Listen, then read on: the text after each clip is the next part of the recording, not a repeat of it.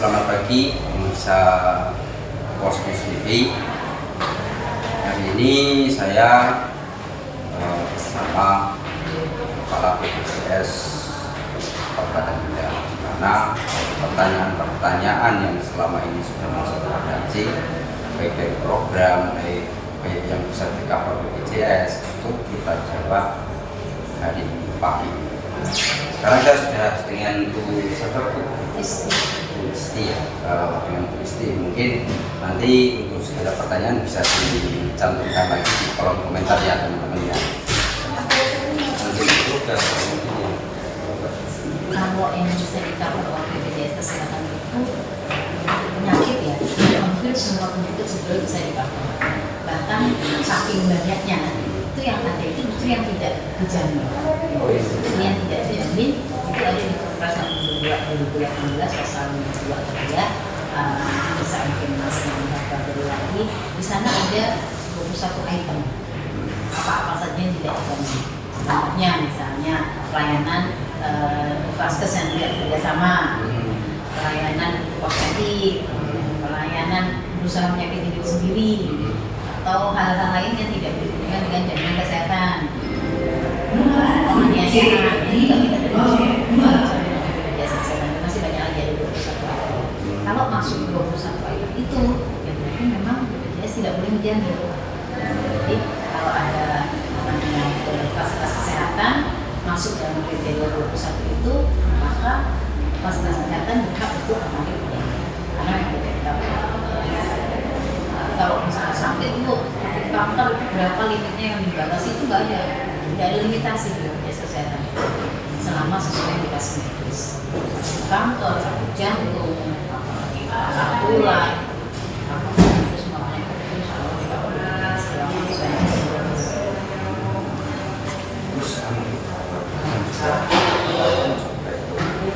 berkaitan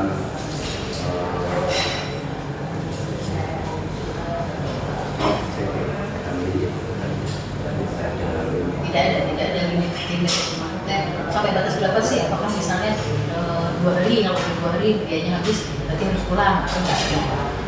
Jadi pasien dipulangkan itu kalau memang sudah tidak membutuhkan perawatan di rumah sakit atau di puskesmas. Misalnya pasiennya ini sudah bisa minum, makan, minum obat sudah bisa lewat mulut gitu ya, sudah nggak perlu infus, nggak perlu kateter, ya mungkin bisa pulang. Dan tidak perlu perawatan di rumah sakit ya berarti dipulangkan. Seperti yang ini kan kemarin sempat ada isu-isu yang dari biasanya capainya atau capin itu bisa di-cover BPJS. Benar. Kalau calon pengantin ini mungkin maksudnya butuh surat keterangan sehat. Iya, Nah, surat keterangan sehat ini kalau menurut saya masuk bagian dari yang tidak berhubungan dengan DKN. Kan karena surat keterangan, yaitu keinginan pribadi gitu kan, ini juga ada surat tersebut. Nah, kalau seperti itu wajar lah kalau puskesmas itu menariknya. Ya, tapi kalau di puskesmas sana bisa dari dia itu nggak apa-apa kalau puskesmas memang dia mau memberi servis lebih baik kan boleh. Karena sekarang ini masing-masing fasilitas kesehatan kan berlomba-lomba untuk memberikan pelayanan yang terbaik. Misalnya nih, Mas nih, puskesmas sana itu dapat minum loh, ya kayak gitu ya. Di puskesmas sana nggak dapat, saya pindah puskesmas sana aja, lebih bersih, orangnya ramah-ramah, dapat minum kayak gitu ya. Itu kan menjadi daya tarik ya, dan itu salah nggak? Enggak kan, nggak salah kan? Maksud juga tadi mungkin itu pelayanan, mungkin ada yang digratiskan sebagai bentuk pelayanan kepada peserta. Tapi itu berarti tidak masuk ke cover BPJS. Karena masuk ke poin yang bukan bagian dari tidak berhubungan dengan jaminan pelayanan kesehatan kan ya itu ya. Kita tidak menjamin pelayanan kesehatan orang itu kan. Itu hanya surat keterangan sehat. Kecuali kalau dia membutuhkan pelayanan itu untuk menunjang kesehatannya. Misalnya diberikan surat pengantar menunjukkan ke rumah sakit mana ya, itu kan berarti berhubungan dengan harus diberikan supaya kesehatannya terjaga. Paham ya bedanya ya? Paham. Terus ini untuk BPJS sendiri ini ada program-program apa saja ini mungkin yang bisa disampaikan ke teman-teman teman-teman, mungkin pemirsa yang ada di rumah, mungkin untuk memangkas mungkin antrian yang di sini, atau mungkin hanya sekedar ingin bertanya jawab karena tidak paham, mungkin ada aplikasi atau mungkin ada apa untuk nomor WhatsApp atau apa. Baik, ya. Jadi di BPJS ini kami sudah banyak sekali mengembangkan inovasi-inovasi yang berupaya untuk memudahkan peserta, memberikan pelayanan yang lebih dan lebih lagi. Kita nggak pernah berhenti berupaya untuk lebih baik lagi. Pelayanan kepada peserta itu sekarang kita bagi dua, pelayanan tatap muka dan pelayanan non tatap muka. Kalau tatap muka jelas kalau ketemu gitu ya, itu bisa di kantor BPJS. Selain di kantor BPJS, kami juga menjangkau peserta adalah memudahkan dengan kita mengadakan BPJS keliling. Kami keliling ke desa, kami keliling ke kecamatan, kami buka stand di sana, juga di puskesmas. Yang paling sering kami di puskesmas. Sebulan itu bisa 4 kali.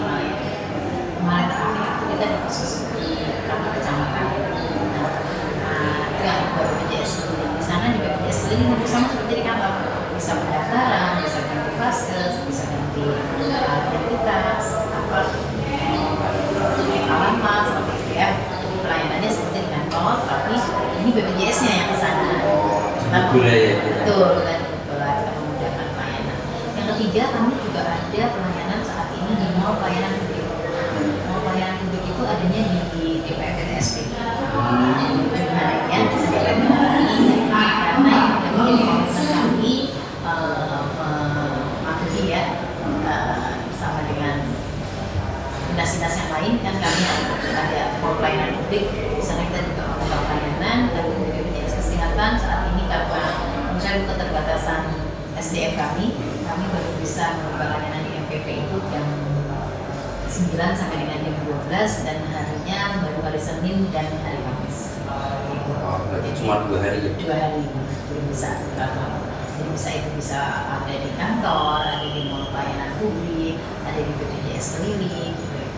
Nah, satu lagi mungkin ada yang namanya tadi non tatap muka. Non tatap muka itu sebetulnya kita giatkan, kita harapkan peserta ini lebih memilih non tatap muka. Kenapa? Karena lebih cepat, lebih mudah, nggak pakai ongkos ke sini, ya kan? Nggak pakai antri lama, langsung dari rumah semuanya bisa selesai. Nah, salah satunya pelayanan non tatap muka kami yang pertama adalah care center. Care center kami nomornya 165. Depan ya, 165 ya. 165 itu care center, dia bentuknya pakai telepon. Telepon itu nanti bicara dengan petugas di sana, petugas kami ya. Iya, petugas bisa bicara, langsung bisa menyampaikan keluhan, bisa pertanyaan, bisa ubah vaskes, jadi pelayanannya harus di sana bisa. Itu untuk call centernya itu biaya ya untuk iya, pakai telepon, pakai pulsa telepon. Iya, pakai pulsa telepon. Nah, yang kedua selain care center itu ada juga pelayanan yang disebut Pandawa. Pandawa itu pelayanan administrasi lewat WA, Pandawa. Nomornya 08118 165 165. Gampang ya ingatnya ya? 08118 165 165. Dengan WA ini hampir sama seperti pelayanan kantor juga. Jadi dia bisa untuk pendaftaran. Daftar baru itu nggak perlu ke kantor, bisa lewat Pandawa. Bisa dengan untuk penambahan anggota keluarga. Misalnya ada anak, gitu ya, semula bujang jadi punya istri, begitu ya, itu kan bisa. Kemudian pengaktifan kembali kartu, misalnya kartunya tidak aktif karena anak 21 tahun, ya, anak 21 tahun kan harus pakai surat keterangan masih kuliah. Itu bisa lewat Pandawa. Atau pemindahan jenis fasilitas kesehatan, atau naik turun kelas, ya, atau pelaporan keluarga yang meninggal. Biasanya yang meninggal itu kan harus dinonaktifkan, kalau enggak preminya jalan terus. Nah, itu bisa lewat Pandawa. Jadi banyak sekali kegunaan daripada Pandawa ini. Naik kelas, naik turun kelas, pemindahan data, bisa pindah alamat, itu semua bisa lewat Pandawa. Cuma memang Pandawa ini hanya berjalan di jam kerja. Jadi Senin sampai dengan Jumat jam 8 sampai jam 3. Ya. Caranya mungkin yang kadang-kadang orang nggak ngerti ya, nomornya ngerti, yaitu pertama itu kirim huruf apa aja ke Pandawa. Jadi nomornya dihubungi, nanti kita akan balas dengan link. Nanti linknya diklik, habis linknya diklik nanti akan mau melakukan apa nanti dipilih di sana. Seperti ada. Ini nanti ya diminta untuk mengupload, misalnya diupload ke KTP, KK atau surat meninggal, tergantung kebutuhannya. Kemudian nanti akan diberi balasan. Data sudah diterima, silakan menunggu 1 kali 24 jam. Begitu.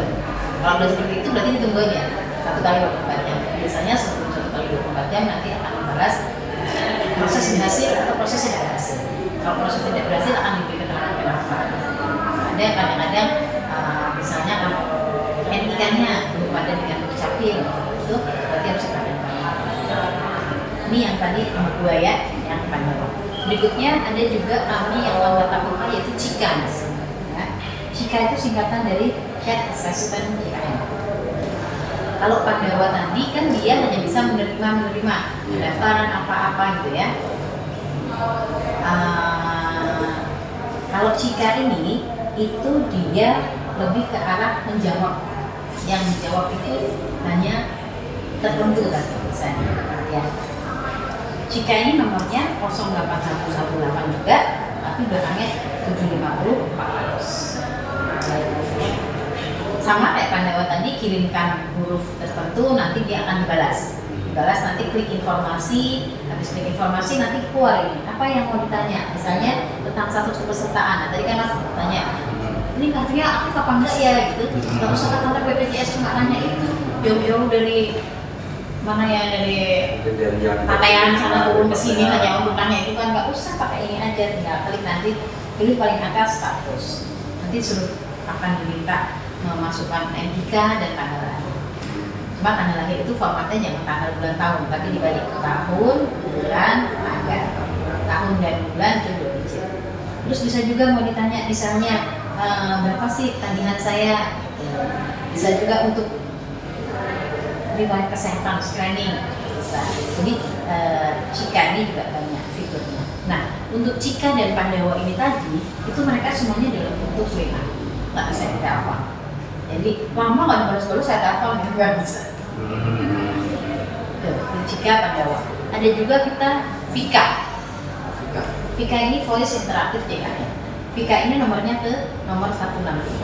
Ya, jadi kalau kita telepon 165 di sana nanti kalau menanyakan tentang fitur-fitur tertentu itu jawabannya oleh mesin. Nah ini Vika ini akan ya. Jadi ada banyak hal yang paling pentingnya yang non tatap muka adalah mobile JKN. Mobile JKN ini adalah aplikasi yang bisa di-download di Android atau iOS juga bisa. Untuk bisa digunakan harus daftar, kemudian masuk menggunakan NIK, kemudian alamat email disiapkan, dan jangan lupa harus punya pulsa SMS. Karena kalau untuk yang bisa pada dirinya itu nanti akan mendapatkan OTP.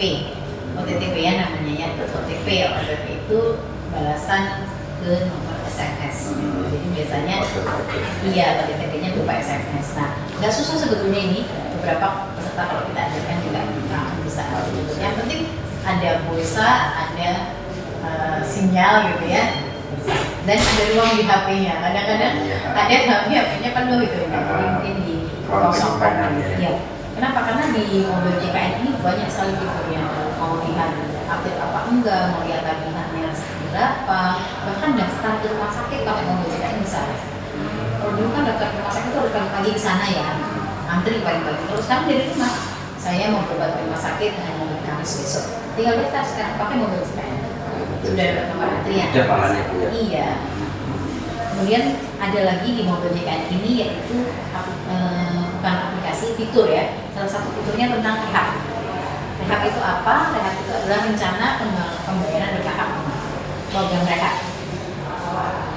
Beberapa peserta JKN itu kan kartunya nggak aktif. Oh iya. Kenapa? Karena belum bayar. Biasanya 1 bulan, 2 bulan, 5 bulan terus tidak membayar, itu kan bertambah terus. Nah, ketika tidak dilunasi maka tagihannya akan terus bertambah. Nah, dengan program rehab ini kita upayakan untuk membantu cicilan. Tapi dicicil itu belum bisa langsung dipakai. dicicil itu harus sampai habis dulu. Setelah itu cicilannya selesai baru kartunya aktif. Jadi dengan mobil JKN nanti biasanya akan ditanya mau dilunasi berapa bulan gitu ya. Jadi misalnya punya tanggungan 6 bulan. 6 bulan itu kita misalnya mampunya mencicil dalam 3 bulan gitu ya. Karena 6 bulannya itu misalnya 900.000 mau kita cicil dalam 3 bulan. Nah, nanti kita klik aja mau dicicil dalam 3 bulan. Nanti terus di dalam aplikasi akan dibuatkan simulasinya. Berarti per bulannya sekian. Jadi tinggal klik-klik gampang di mobil JKN pakai kartu ini. Harapannya nanti di bulan keempat kan seperti itu, karena kita langsung bayar. Jadi nanti kalau kita ke tempat pembayaran mau bayar itu akan keluar nominal yang tadi disimulasikan. Berarti itu untuk menanggulangi yang kartunya mungkin sempat mendaftar membayar sekali terus mati. Betul ya. Nah, tapi tetap belum bisa dipakai sampai dengan cicilannya selesai. Tapi minimal kan sudah pasti. Oh ya saya mau cicil sampai bulan ketiga, bulan keempat, sama berarti kalau kita cicil kan sudah bulan keempat bisa. Tapi harus ada komitmen. Kalau satu kali lewat nih waktu yang dibayar berarti kemarin harus dalam artian bukan uang yang hangus, enggak, uangnya tetap bisa mengurangi tagihan, tetapi harus dari awal lagi kalau mau bikin terbentuk. Terus untuk antara apa itu misalnya itu kadang dalam satu keluarga itu kan ada satu kakak, kadang kepala keluarganya itu dapat apa itu tapi dapat kartu BPJS itu nanti sih itu. Tapi untuk yang lain untuk seperti istri penyakit jadi begini, itu yang maksudkan adalah kartu BPJS peserta bantuan penerima bantuan iuran. Iya, yang PBI. PBI-nya. PBI ini 11 dulu, PBI itu ada 2 macam. PBI JK atau PBI yang pendanaannya oleh pemerintah pusat. Yang kedua PBI APBD atau yang kita sebut juga PBPU PBPU APBN. Ya. PBPU Pemda. PBPU Pemda ini nah, umumnya yang dinonaktifkan kartu yang kebanyakan adalah PBIJ yang dibayari oleh pemerintah pusat. Jadi ada yang tahu atau tepatnya kami tidak tahu bagaimana prosesnya. Tapi memang kadang-kadang dan bagaimana seringnya itu tidak harus satu keluarga aktif semua dan tidak aktif semua. Seperti bagaimana pemilihannya kami tidak paham ya, bukan kewenangan kami karena yang memilih aktif dan tidak aktif itu adalah di Kementerian Sosial. Jadi misalnya kalau saya ditanya, kita tidak aktif, kami tidak bisa menjawab. Karena bukan dari BPJS, ya dari BPJS kami hanya menerima data bahwa ini yang aktif, ini yang tidak aktif. Nah, sebetulnya yang penting adalah untuk teman-teman penerima bantuan iuran karena bisa diganti bagi nonaktifkan dan mungkin nggak tahu nggak kabar gitu ya, itu yang paling penting adalah mengecek setiap bulan. Jadi pada teman yang kartu BPJS yang habis yang dibayar oleh pemerintah yang disarankan setiap bulan mengecek aktif apa tidak. Caranya lewat SIKA tadi, WPA tadi, cek keaktifan peserta. Kenapa? Supaya kalau tiba-tiba di awal bulan ketahuan nggak aktif, kan pilihannya 2. Ini mau dipakai nih, berarti segera daftar mandiri BPJS atau daftar ulang ke dinas sosial. Pengaktifan peserta itu kalau tetap maksudnya yang diberikan gratis ini kan kalau orangnya tidak mampu gitu ya, belum bisa membayar sendiri, berarti diberikan oleh pemerintah. Kalau ternyata sudah mampu, berarti silakan membayar sendiri. Jadi peserta mandiri bisa daftar ke BPJS. Tapi kalau merasa belum mampu dan mau tetap mendaftar PBI, menggunakan surat keterangan dari dinas desa, bukan surat keterangan tidak mampu ya, tapi surat pertanggungjawaban mutlak dari kepala desa. Itu ada nanti salah-salahnya ada masih formulir, ada foto rumah, ada foto keluarga, ada foto orang yang dapat itu. kemudian surat pertanggungjawaban mutlak, dan semua itu syaratnya kalau sudah lengkap dibawa ke dinas sosial. Nanti dinas sosial yang akan memproses untuk usulkan. Jadinya apa Bu? Dinas sosial berarti tidak tahu karena hanya Tapi gimana Bu?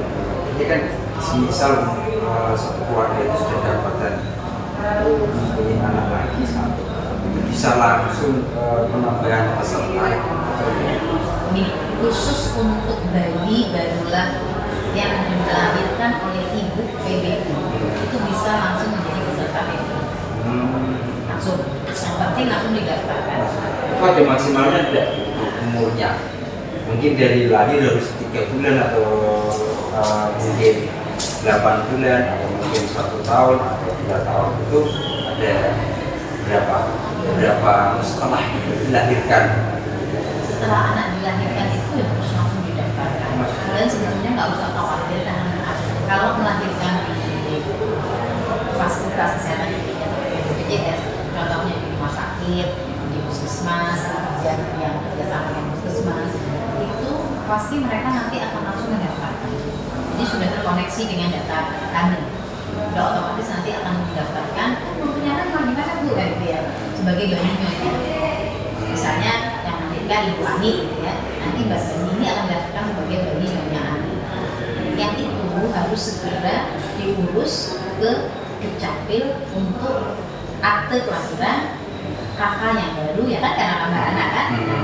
Nanti kalau terus diganti nama anak sebelum 3 bulan itu harus sudah didaftarkan juga ke DTKS.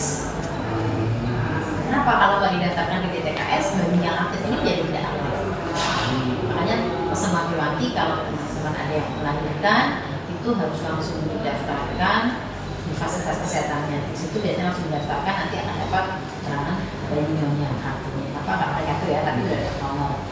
Kalau misalnya belum dapat ya silakan ke kantor BPJS membawa surat keterangan lahir, kartu ibu. Khusus untuk yang PBI tadi bisa langsung karena ibunya PBI, anaknya PBI bisa langsung. Tapi kalau bapaknya yang PBI, ibunya bukan PBI nggak bisa. Oh, juga bisa. Ya. Nah yang seperti itu gimana? Yang seperti itu ya daftar mandiri. Nah, saat ini semua bayi itu harus didaftarkan ke peserta JKN. Kalau didaftarkannya nanti umur 5 bulan, preminya tetap dihitung dari perusahaan itu punya tunggakan. Iya, kan reman ya bapak pakai tapi tunggakan. Makanya misalnya bayinya lahirnya di misalnya masih ada di dukun misalnya gitu ya, jadi kan tidak langsung didaftarkan. Nah ini ketika misalnya ya Pak minta ternyata sakit di usia 1 tahun, bisa bikin kartu JKN, tapi harus bayar premi dulu dari usia 0 sampai dengan 12. Nah itu ada ketidakpahaman mungkin masyarakat seperti itu terkait proses atau mungkin program-program tersebut, sehingga mereka mungkin lebih menyuarakannya luar karena langsung tanya. Makanya ini kita sampaikan manfaatkan 165 ya, untuk bertanya. Kalau bingung paling baiknya kan bertanya pada yang paham, jangan sampai nanya masalah kesehatan sama montir gitu ya. Oh iya. Beda ya. Masa kesehatan sama montir kan dan nyambung gitu. Masalah montir jangan ditanya dokter ya. Nggak paham. Nah, ini kalau masalah BPJS bisa panggil BPJS monggo, Becika juga bisa, banyak informasi-informasi yang tertentu tadi ya. Atau kalau yang mau bicara langsung lewat satu sebenarnya yang menjadi peserta JKN, pastikan bahwa kartu Anda aktif. Kartu aktif itu kalau untuk peserta PBI pastikan peserta PBI ini bisa tidak aktif, maka pastikan aktif setiap bulan. Sebaiknya semua mengecek melalui 165 bisa, melalui Cika juga bisa, atau yang paling mudah adalah dengan mendownload mobile JKN. Karena kalau dari mobile JKN buka warnanya merah, kartunya pesertanya merah, kartunya nggak aktif. Tapi kalau biru itu biasanya aktif. Jadi jangan sampai sebagai peserta BPJS Kesehatan tidak dapat mobile JKN karena banyak fitur yang bagus di sana.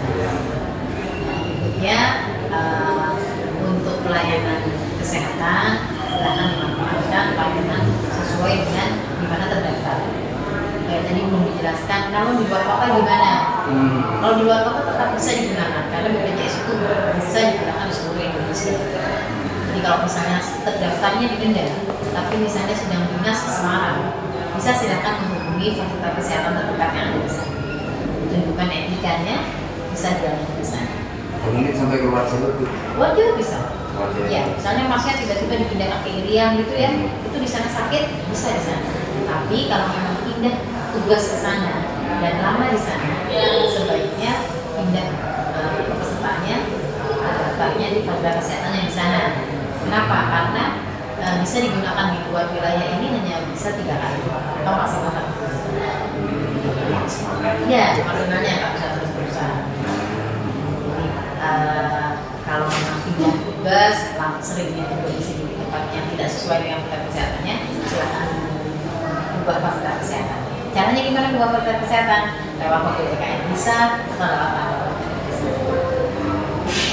Mungkin dari kami manfaatkan kanal-kanal pelayanan tatap muka supaya lebih efisien. Karena nanti kalau pas dulu nih di bawah itu sudah penuh, ya antriannya panjang, ya lama, ya daripada antri kan lebih cepat pakai itu tatap muka. Satu lagi dan jangan lupa bayar iuran.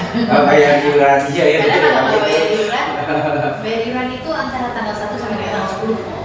Ya, karena kalau tidak bayar iuran nanti kartunya tidak aktif. Ada sedikit pertanyaan ini. Itu kemarin itu sempat ada yang bertanya, dia mendaftar untuk mandiri ya, itu tidak bisa langsung aktif satu. Yang kedua itu untuk pembayarannya harus menunggu.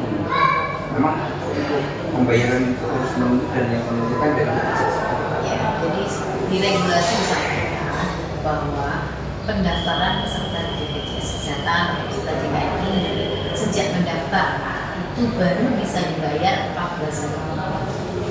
Sejak daftar itu nggak bisa langsung bayar. Memang ada waktu jeda 14 hari. Kenapa begitu Bu? Regulasinya dibuat begitu. Ada di Perpres 82 itu ya. Jadi memang harus ada masa tunggu 14 hari. Jadi harapannya nggak usah nunggu sakit. Makanya jangan nunggu sakit baru daftar. Karena kita nggak pernah tahu ya kapan sakit. Misalnya masnya, kamu aku sehat-sehat nanti aja daftar BPJS kalau sakit. Ya itu sakit gigi kan tiba-tiba sakit banget ya. Mau daftar, nggak bisa dipakai. Masih nunggu 14 hari lagi. 14 hari lagi dulu sakit gigi tahan nggak Mas? Nggak tahan ya sampai dulu sakit gitu. Nah, makanya silakan daftar BPJS sekarang sebelum sakit. Daftar sekarang 14 hari kemudian baru bisa bayar. Nah, ketika bayar itu bayar premi pertama kali. Nanti biasanya bulan depannya gitu ya akan ada tagihan yang baru lagi. Pembayaran ini sebaiknya dilakukan lewat auto debit. Kalau yang punya bank gitu ya, bagi bisa BRI, BNI, BTN, BCA, BPD, bisa semua. Auto debit itu bisa lewat bank, silahkan menghubungi banknya untuk di auto debitkan. Auto debit kan enak, kita nggak usah mikir bener dulu ya, bener. Cuma tetap meskipun pada yang melakukan auto debit sebaiknya lakukan pengecekan keaktifan kartu. Karena kadang-kadang juga pernah kejadian nggak dicek tiba-tiba nggak aktif karena dari banknya proses auto debitnya gagal atau ternyata rekeningnya kosong udah cukup gitu ya. Jadi tetap meskipun auto debit sebaiknya dilakukan pengecekan keaktifan. Lakukan pengecekan satu kali di awal bulan. Di awal bulan. Kemudian wawancara saya dan rekan-rekan saya bersama BPJS Kabupaten Kendal. Mungkin dari pertanyaan-pertanyaan, dari penjelasan dari Bu Isti sendiri bisa nanti teman-teman melihat untuk linknya, mungkin untuk aplikasinya bagaimana, untuk linknya untuk di download dan nanti bisa saya sertakan di link deskripsi bisa. Dan untuk nomor nanti untuk yang aplikasi dan jika pada itu nanti saya sertakan di deskripsi. Oke teman-teman, kemudian itu sudah saya jawab untuk beberapa pertanyaan kemarin yang sempat masuk ke redaksi juga lewat kolom komentar melalui video ini sudah bisa dipahami ya. Mungkin jika ada pertanyaan yang lain bisa langsung ditanyakan lewat kolom komentar dan nanti saya mungkin bisa membantu untuk bertanya ke Ibu Isti. Ibu Isti siap lagi ya jawabnya ya. Insya Allah. Oke, sekian dan terima kasih.